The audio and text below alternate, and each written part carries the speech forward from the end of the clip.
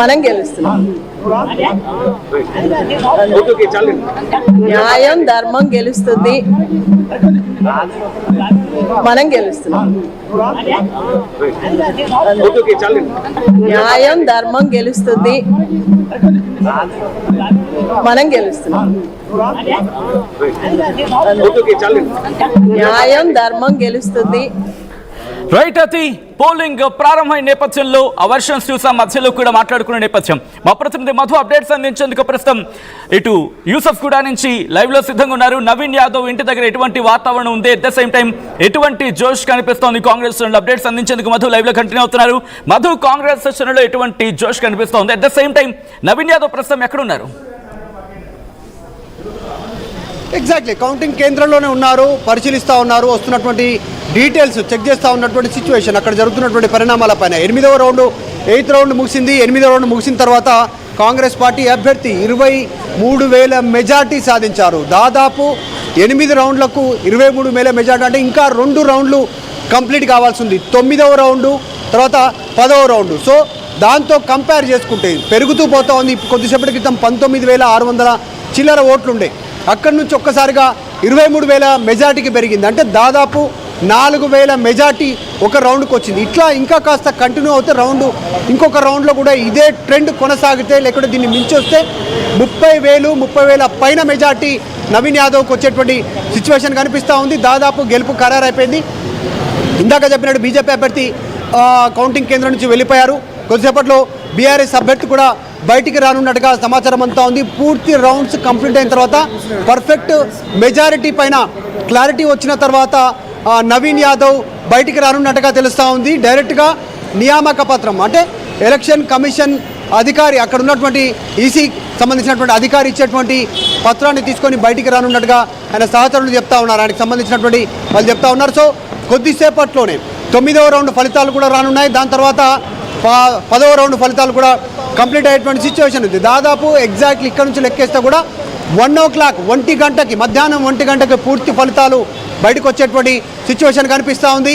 ఒకవైపు బీహార్లో ఎన్డీఏ హవా కొనసాగుతుంటే, తెలంగాణలో కాంగ్రెస్ అభ్యర్థి నవీన్ యాదవ్ హవా కొనసాగుతున్నటువంటి పరిస్థితి ఉంది. సో ఇక 8th రౌండ్ కంప్లీట్, జస్ట్ 9, 10 కొద్దిసేపట్లోనే దీనిపైన ఒక క్లారిటీ వచ్చేటువంటి అవకాశం ఉంది. ఆల్రైట్ విజువల్స్ మీరు చూస్తున్నారు. ప్రస్తుతం హెవీ పోలీస్ డిప్లాయ్మెంట్ కనిపిస్తోంది. ఇటు యూసఫ్ కూడా పరిసర ప్రాంతాల్లో నవీన్ యాదవ్ ఇంటి నుంచి మొదలుపెట్టి ఇటు యూసఫ్ కూడా కావచ్చు, లేకపోతే మధురనగర్ ప్రాంతాల వైపు. సో ఈ క్రమంలో మీరు చూడొచ్చు గాంధీ భవన్లో ఇటు కాంగ్రెస్ శ్రేణులు సంబరాలు చేసుకుంటున్న విజువల్స్ మీరు చూడడం జరుగుతోంది. దాదాపుగా 7వ రౌండ్ పూర్తవబోతుకి 7వ రౌండ్ పూర్తయ్యే సమయానికి నవీన్ యాదవ్ ఆధిక్యంలో కొనసాగుతున్నారు. ఏకంగా 19,000 మెజారిటీతో నవీన్ యాదవ్ ఆయన ప్రస్తుతం ఆధిక్యంలో ఉన్న ఆ విజువల్స్ మీరు చూడడం జరుగుతోంది. కాంగ్రెస్ శ్రేణులు ప్రస్తుతం సంబరాల్లో మునిగిపోయాయి. ఇటు కొద్దిసేపటి క్రితం మంత్రి పొన్నం ప్రభాకర్ కూడా ఆయన రియాక్ట్ అయ్యారు. ఒకటే చెప్పడం జరుగుతుంది, ఆయన ఇటు బీఆర్ఎస్ బీజేపీని ఇటు ప్రజలు తిరస్కరించారంటూ ఆయన కామెంట్ చేసిన సందర్భాన్ని కూడా మనం చూసాం. 20,000 మెజారిటీతో ఇటు దూసుకుపోయిన పరిస్థితి ఇటు కాంగ్రెస్ పార్టీకి సంబంధించి. 10వ రౌండ్ పూర్తయ్యే సమయానికి ఏం జరగబోతుంది, ఎంత మెజారిటీ రాబోతుంది, విజయం సాధించిన నేపథ్యం కాంగ్రెస్ శ్రేణులు ఇప్పుడు రాష్ట్ర వ్యాప్తంగా సంబరాలు చేసుకుంటున్నాయి. ఈ క్రమంలో మంత్రి వివేక్ వెంకటస్వామి మాట్లాడుతున్నారు. ఆ రియాక్షన్ చూద్దాం. Positive feeling because when Mr. Gopinath passed away, the TRS was 22% in the lead. Congress was 22% behind TRS at that point of time. In the last 3 months, the efforts put in by me, Mr. Ponnam Prabhakar and Mr. Tumra Nageshwar ensured that the negativity of 22% was covered, and we went into a lead by about 8%.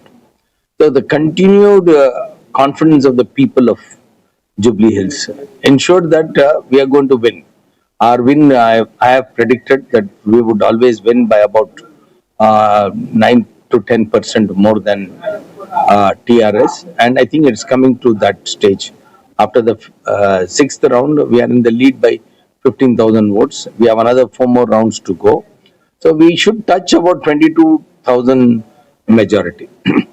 Once the majority is established, it is clear that the TRS, which continue to lose since the assembly elections, they lost power.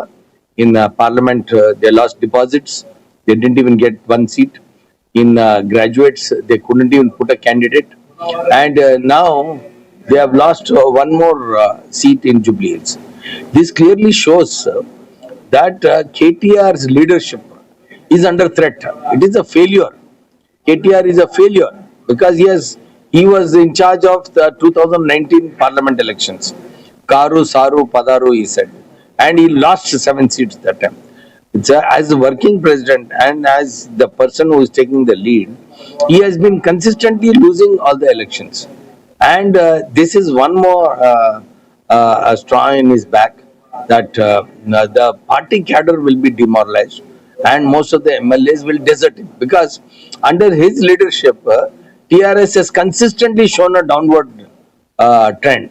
And this will continue in future because all the false promises, all the frustration which he showed against the Congress in these elections, people have said no, we have faith in Congress.